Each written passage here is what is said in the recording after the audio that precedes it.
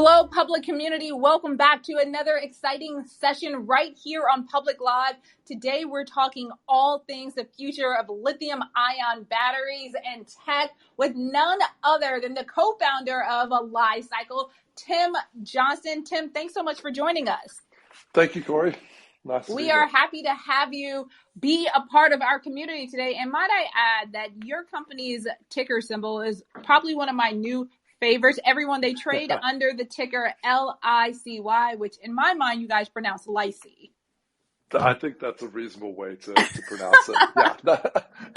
Well, I love that. And you know what? I'm so interested to learn more about this company from you. I mean, we know that you guys are trying to revolutionize lithium-ion battery recycling and, of course, resource recovery. But can you explain exactly what it is you all do?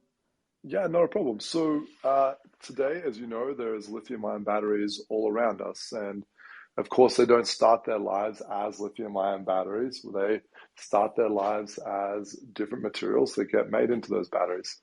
And so what we do today is we work with groups who make those batteries, put them in devices. So you think about battery companies, auto EV companies, and the like, and also groups that make things like consumer products, phones, laptops, and the like. And we take all the different sorts of lithium-ion battery materials, whether or not it comes from the scrap from making the batteries in the first place, we call this manufacturing scrap, or end-of-life batteries, which can be anything from your cell phone battery all the way up to your electric vehicle battery pack. And then we take those materials and we process them through one of our spoke facilities. We have what we call a spoke and hub process. We process them in our spoke facilities to produce intermediate materials. That's what we're doing today. So today we have facilities in the US and in Canada where we're doing this. Today we can sell those intermediate materials, but the really exciting part of it is actually the second step, which is what we call our hub.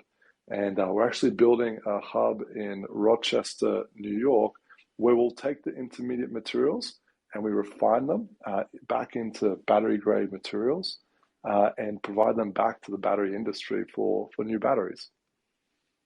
I mean, that's super fascinating. But for people like myself, Tim, who aren't necessarily up on exactly all the differences between batteries, can you just break down how lithium-ion batteries are actually different than the other types of batteries out there? Yeah, no worries. I mean, lithium-ion batteries are the most widely used form of rechargeable batteries. So you think about any device where you plug a cable into it and you charge it, you deplete the energy out of that battery and then you repeat that process. Today, most of those batteries are lithium-ion batteries. We also have single-use batteries, things like what we call alkaline batteries, which are things that you might find in remotes, for example. They're a much cheaper form, single-use style battery, but not suitable for high power applications like what we need in our cell phones or in our electric vehicles. Very interesting. I mean, because nowadays I feel like most products that people use in their everyday lives definitely involve rechargeable batteries, except for my flashlight that I keep by my bedside. Yeah, that's not a rechargeable battery. But nonetheless, I'd love to talk a little bit more about the company's earnings, because in your most recent quarter, Tim, you guys saw an increase of 277%. I mean, that's pretty massive, up to 3.8 million from where it was at 1 million a year ago. What do you think at this point is the major factor that's driving growth for your company? Yeah, I think it's simple. The factors for growth in our company are the things that we see all around us today, and that is the landscape of how we use energy has changed. And so once upon a time, we lived in a world that was heavily dominated by fossil fuel energy, which is a single use type of fuel. Basically, you burn it and then it's gone.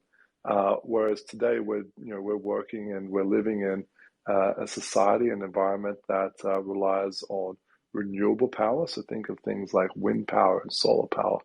To get the maximum benefit out of these types of renewable energies, you need to have some form of storage.